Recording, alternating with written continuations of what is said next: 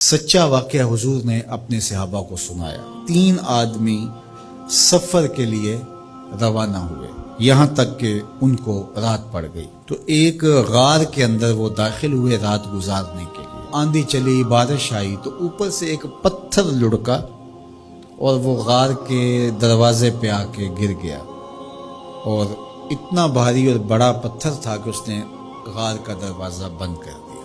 انہوں نے آپس میں بات کی اور کہا، تم اس غار میں پھنس گئے ہو، اب یہاں سے نکل نہیں سکتے مگر یہ کہ تمہارے وہ عمل جو محض اللہ کی رضا کے لیے تم نے کیے ہیں، ان اعمال کا وسیلہ دے کے اللہ سے دعا مانگو۔ ان میں سے ایک آدمی نے کہا، اللہ میرے ماں باپ بوڑھے تھے اور میں جب بھی بکریاں چرا کر کے آتا تو میں دودھ دو کر کے سب سے پہلے اپنی ماں کو اور اپنے باپ کو پیش کرتا۔ ایک دن میں سرسبز درختوں کی تلاش میں بکریاں لے کے کوئی چارہ، کوئی درختوں کی تلاش میں دور نکل گیا۔ میں جب واپس پلٹا دونوں سو چکے تھے۔ میں نے یہ مناسب نہ سمجھا کہ میں ان کو جگاؤں، بیدار کروں کہ اٹھو دودھ پی لے، لیکن اب سارا دن وہ بھوک سے تھے تو اچانک آنکھ کھلے اور بھوک کی شدت سے تڑپے تو میں وہاں سے ہٹ بھی نہیں سکا۔ تو کہتا ہے کہ میں بچوں کو نظر انداز کیا اور ماں باپ کے جاگنے پہ دھیان رکھا، اور یوں ساری رات بیت گئی۔ میرے ماں باپ فجر کے وقت جب اٹھے وہ دودھ ان کو پیش کیا۔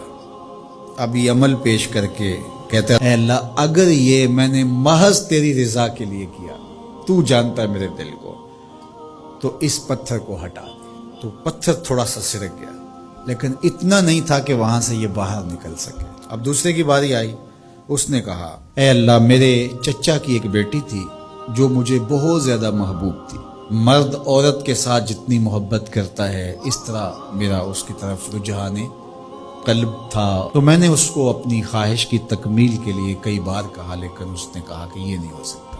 اور پھر ایک دن حالات نے اس کو مجبور کر دیا، فاقہ زدہ حالات ہو گئے، غربت آ گئی، تو اس نے مجھ سے اپنی حاجت طلب کی، تو میں نے اس کو 120 دینار دیے، لیکن اس شرط پہ کہ تم اپنا جسم میرے سپرد کرو گی۔ اب مجبوری سے اس نے کہا ٹھیک ہے، لیکن میں نے دیکھا کہ اس کا وجود اللہ کے خوف سے کانپ رہا تھا، اور مجھے کہنے لگی کہ اتق اللہ، اللہ سے ڈر اور اس کی حدوں کو نہ توڑ۔ میری خواہشات تو پگلی تھیں، آرزویں تو بےتاب تھیں، اور میں اس کی قیمت بھی ادا کر چکا تھا، لیکن اس کا یہ جملہ کہ اللہ سے ڈر، تو میں نے تیرے سے ڈر کے اس کو چھوڑ دیا، اور جو اس کو میں نے 120 دینار دیے تھے وہ بھی اس کے پاس رہنے دیے۔ اللہ میرے اس مخفی عمل کو تو ہی جانتا ہے، تو اگر میں نے تیری رضا کے لیے ایسا کیا تو اس پتھر کو ہٹا دے۔ تو پتھر تھوڑا سا ہٹ گیا، سوراخ تو زیادہ ہو گیا لیکن ابھی بھی وہاں سے گزرنا ممکن نہیں تھا۔ اب تیسرے نے کہا، اے اللہ میں مزدوروں سے کام لے رہا تھا اور ان کی مزدوری میں نے دے دی، ایک مزدور بتائے بغیر چلا گیا، تو میں نے کیا کیا کہ اس کے مزدوری کے پیسے کاروبار میں لگا دیے، کاروبار میں برکت ہوئی، اور بہت زیادہ وہ کاروبار جو اس کی مزدوری سے شروع کیا گیا تھا پھیل گیا۔ تھوڑی سی مزدوری تھی لیکن کاروبار بہت پھیل گیا۔ اب میں اس کے اندر کچھ ایک آنا ٹگا نہیں لیا۔ ایک عرصے کے بعد وہ شخص آیا، اس نے کہا مجھے میری مزدوری دے۔